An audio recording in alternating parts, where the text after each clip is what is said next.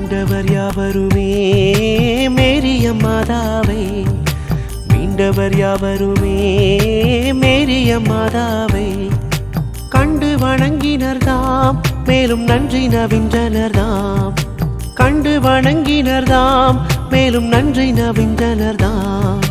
மாதாவா மேரியின் திருசந்நிதியை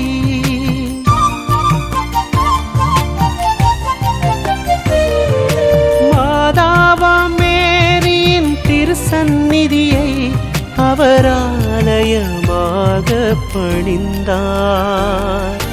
இந்த பூவிலே ஒரு காலத்தில் தனம் தேடும் நோக்கத்தில் திசை போகும் நாளில் மீகாமராம் போர்ச்சுகீஸ் தேசத்தார் கடல் பயணம் செய்தார்கள் சந்தோஷமா.